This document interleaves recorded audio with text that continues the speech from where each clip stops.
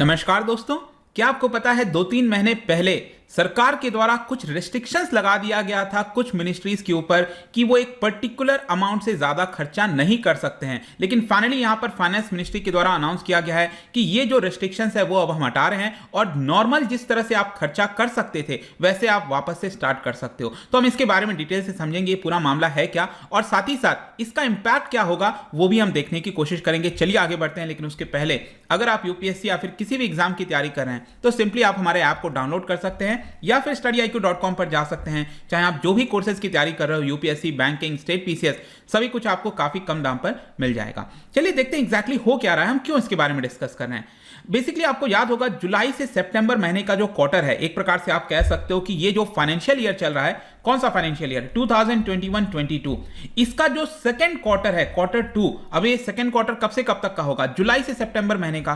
तो जुलाई से सितंबर महीने के अंदर ये 3 महीने में कई सारे मिनिस्ट्रीज के ऊपर रेस्ट्रिक्शंस लगाए गए थे फाइनेंस मिनिस्ट्री के द्वारा। ये आप न्यूज देख पाओगे, ये आपका 1 जुलाई का ही न्यूज है। Centre ask ministries departments to cut down expenses by 20%, और ये नोटिफिकेशन भी जारी किया गया था। आप देख सकते हैं डिपार्टमेंट ऑफ इकोनॉमिक अफेयर्स से ये नोटिफिकेशन आया था और यहां पर बोला गया था कि जो कैटेगरी बी के आपके मिनिस्ट्रीज हैं, बेसिकली अगर आप देखोगे तो यहां पर कैटेगरी ए और कैटेगरी बी में डिवाइड कर दिया गया था।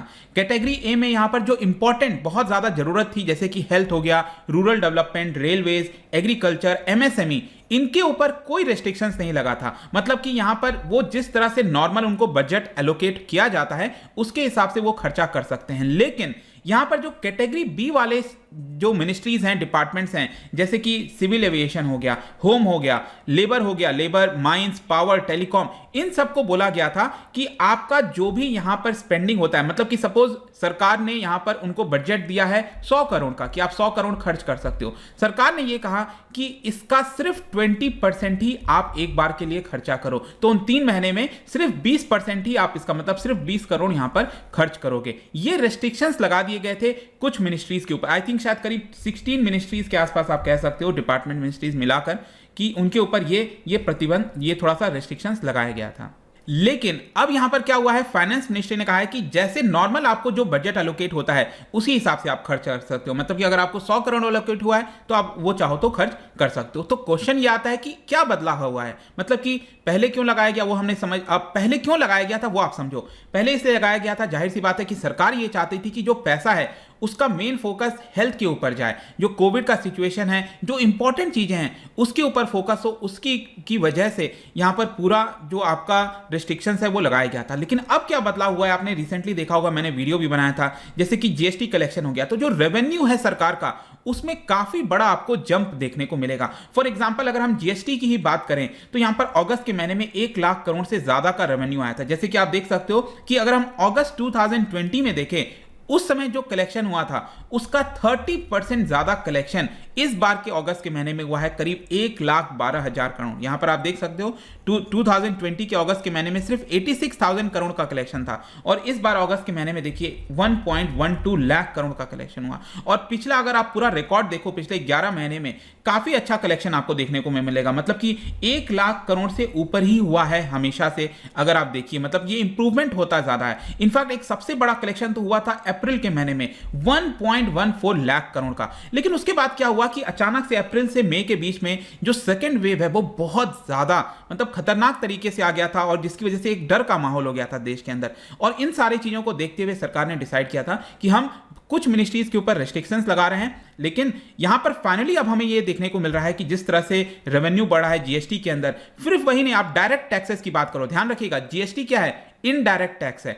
जो डायरेक्ट टैक्स होता है जैसे कॉर्पोरेशन टैक्स हो गया, जो पर्सनल इनकम टैक्स हो गया, वो डायरेक्ट टैक्स के अंदर आता है। तो डायरेक्ट टैक्स का भी अगर आप आंकड़ा देखोगे यहां पर साफ देखने को मिलेगा। जैसे कि अगर मैं कंपेयर करूं कि सितंबर 22 तक, पिछले साल अगर हम देखें 2020 में 22 सितंबर तक जितना कलेक्शन हुआ था करीब 4.39 लाख करोड़ का, उसके मुकाबले इस साल आप देखिए कितना हुआ है, 6.45 लाख करोड़ का, मतलब 47% की ग्रोथ आई है। इस बार अगर आप देखो, अगर हम 2019-20 से भी कंपेयर करो तो यहां पर 16-17% का जंप देखने को मिलेगा। यह साफ दिखाता है यहां पर कि जो रेवेन्यू का कलेक्शन बढ़ा है उसकी वजह से फाइनली सरकार ने रेस्ट्रिक्शंस हटा दिया है। अब आखिरी में क्वेश्चन आता है कि इसका इंपैक्ट क्या होगा। देखो सिंपल सी चीज है कि इकोनॉमिक रिकवरी जैसे जैसे बढ़ रहा है वैसे वैसे सरकार के पास जो ताकत होती है फाइनेंस को, रेवेन्यू को अच्छे से हैंडल करने की, वो हो पाएगा। सेम उसी प्रकार से जैसे घर में अगर इनकम ज्यादा है आपके तो अच्छे से आप चीजों को मैनेज कर पाओगे, उसी प्रकार से देश में भी चीजें अच्छे से मैनेज हो पाएंगी और सरकार जो इंपॉर्टेंट चीजें हैं उसके ऊपर ध्यान दे सकेगी। साथ में एक इंपॉर्टेंट चीज ध्यान रखिएगा, यहां पर जो कैपिटल एक्सपेंडिचर होता है किसी भी इकोनॉमी के रिकवरी को सस्टेन करने के लिए, क्योंकि अभी रिसेंटली हमने क्या देखा कि जीडीपी थोड़ा सा बढ़ा है लेकिन उसको सस्टेन करना जरूरी है कि वो बढ़ता जाए। तो यहां पर जरूरी होता है कि कैपिटल एक्सपेंडिचर के ऊपर ज्यादा ध्यान दिया जाए। कैपिटल एक्सपेंडिचर आप तभी कर पाओगे जब आपका रेवेन्यू अच्छा होगा, क्योंकि सबसे पहले तो क्या होता है, आपको अपने देश के अंदर जो एम्प्लॉयज हैं, सिविल सर्वेंट है, सबको सैलरी वगैरह पे करना है, पेंशन पे करना है, तो वो सब रेवेन्यू एक्सपेंडिचर के अंदर आ जाता है। कैपिटल एक्सपेंडिचर के माध्यम आप तभी कर पाओगे जब आपके पास एक्स्ट्रा रेवेन्यू होगा। तो यहां पर सरकार के पास रेवेन्यू बढ़ रहा है तो सरकार एसेट के ऊपर, फ्लाईओवर, रोड्स, बहुत सारी चीजों के ऊपर, इंफ्रास्ट्रक्चर के ऊपर खर्च करेगी जिससे आगे चलकर देश को बेनिफिट होगा। और इनफैक्ट यहां पर मैं आपको एग्जांपल बताता हूं इंडस्ट्रियल आउटपुट का, जो आईआईपी का आंकड़ा आता है ना, इंडेक्स ऑफ इंडस्ट्रियल प्रोडक्शन, जुलाई के महीने का आप देखिए यहां पर 11.5% की बढ़ोतरी हुई है। अगर आप 2020 में आपको याद हो तो यहां पर गिरा था, 10.5% की गिरावट हुई थी, माइनस में चला गया था। इस बार आपकी बढ़ोतरी हुई है 11.5%। और इंडस्ट्रियल आउटपुट क्यों बढ़ेगा? जब डिमांड बढ़ेगी, सरकार भी ज्यादा डिमांड करेगी।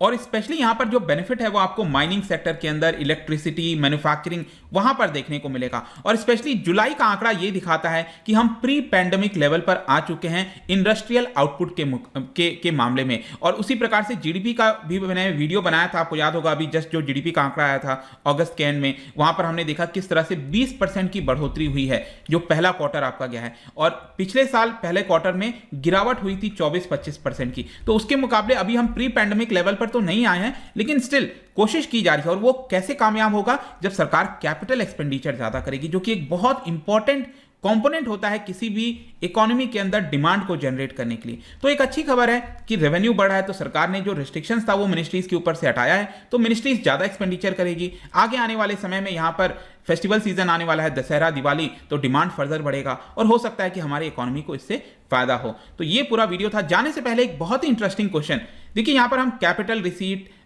Revenue receipts, capital expenditure, revenue expenditure की बात करते हैं। क्या आप बता सकते हो इन चार ऑप्शन में से कौन सा कैपिटल रिसीट के अंदर होता है?